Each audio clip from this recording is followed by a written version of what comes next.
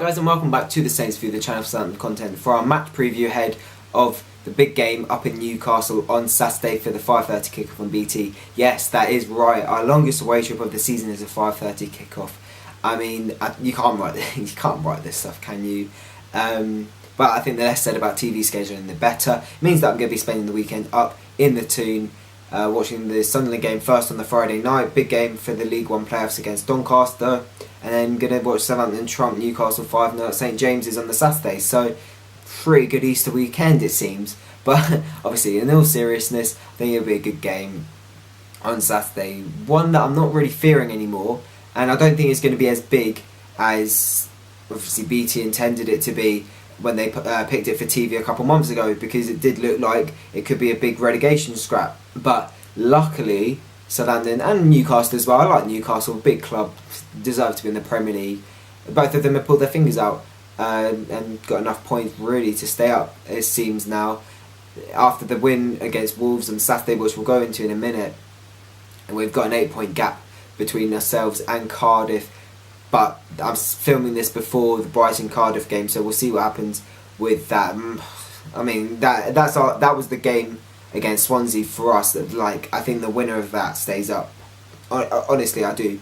But so we'll see what happens with that. You guys obviously know as you're watching this. But yeah, it's not really the game that was intended to be on BT when BT chose it a couple months ago, like I just said. So I think for us, it's just a case of finishing as high as possible. But to start off, let's just review briefly again our last result. That was the massive 3-1 win at home to Wolves on Saturday. I can't see us going down. I mean, surely we're safe. 8 points. 8 points with 5 games to go, surely. But yeah, another really good performance. At times I thought we looked a little bit shaky giving the ball away too easily, but Wolves didn't really help themselves. And at the end of the day, I think we should have scored more than 3. Josh Sims had a couple of good chances. Ings was so good, with so many defence splitting passes. Redmond as well, with his brace, of course, unreal.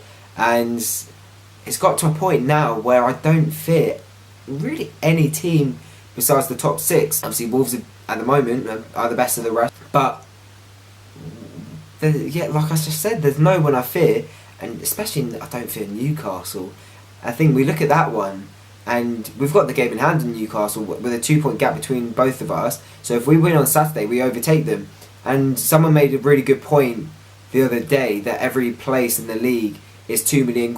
So let's just try and finish as high as possible. We've got 15 points to play for, because obviously the remaining 5 games are all winnable, not being against top 6 teams, and we're in the best form that we've been in all season, so we'll try and win every single one of them and finish on, what will it be, 51 points? 51 points, can you imagine? If you we've of course matched our points tally for the entirety of last season with 5 games to go, but if you told me even under Hardensfield that we'd get 51 points after that awful start we had on the Hughes, I mean, I think more than I'd bite your hand if I bite off your hand and a couple other limbs as well. But look, have a look at Newcastle. There will be an opposition preview actually coming out this week from the Magpie channel, so I'll say go check them out, but you'll see the video. It's either up now or will be out soon, so stay tuned for that, or go give it a watch if it's out now. But there isn't really anyone I fear for Newcastle. I think Rondon is probably going to be the biggest threat. Obviously got a couple goals for West Brom against us in the League and Cup last year. Obviously didn't pay off in the end, losing both games. But I think for them, obviously he's on loan now, they need to snap him up in the summer. Especially if West Brom don't come up via the playoffs. He'll want a permanent move in the Premier League, and the obvious choice seems to be Newcastle, so they need to snap him up. And I think he'll give Vestergaard a really good game in terms of physical presence, because he's a big guy, and of course Yannick's a big guy as well. But it'll be interesting to see how Vestergaard copes with someone like him. Of course, I hate to say it, but ex-Pompey and Bournemouth, Matt Ritchie, I think he's going to be a bit of a threat as well. He seems to be the one who can whip the balls in. And of course, Almiron, he's looked really good, hasn't scored yet, so it's inevitable that he'll score his first goal against Southampton.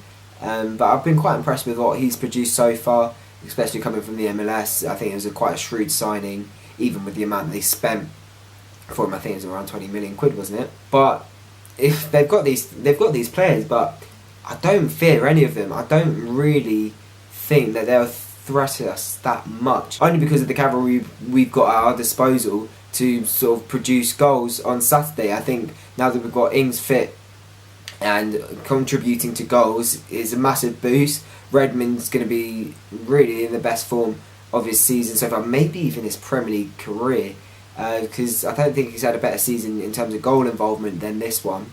And of course, I think our recent result was like 4 wins and 6 now. That gives me a lot of confidence going into this one. I said on the Magpie channel that I'm going to go with a 2-0 win. I'm going to stick with that as well, because I do see us keeping a clean sheet, and I think we'll score. So inevitably, it's going to be a win. I do think Newcastle will give us a good game though. Don't get me wrong. I do think it'll be a tricky affair. It's the 5:30 kickoff on TV. There'll be a packed out crowd. Obviously, St. James's is huge, so they'll create an atmosphere, get behind their players, who I think will give us a game. But like I said, with the better team, so I think we just look at it and try and win, because now it's looking up the table instead of looking down, which is it's just so refreshing. But yeah, just to wrap it up, I'm gonna go with that 2-0 prediction. I'm going to say Ings is going to score as well, and Vestergaard will score from a corner for his first Southampton goal.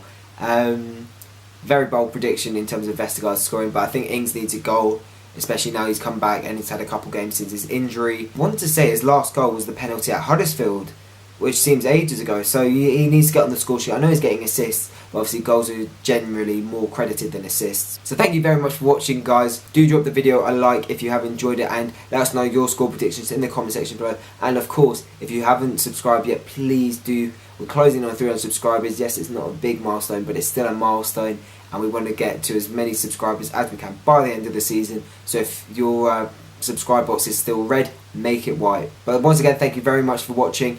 Also, let us know if you're going up to Newcastle in the comment section below, and we'll see you on Saturday for hopefully a good game and a really good Easter weekend. See you guys later.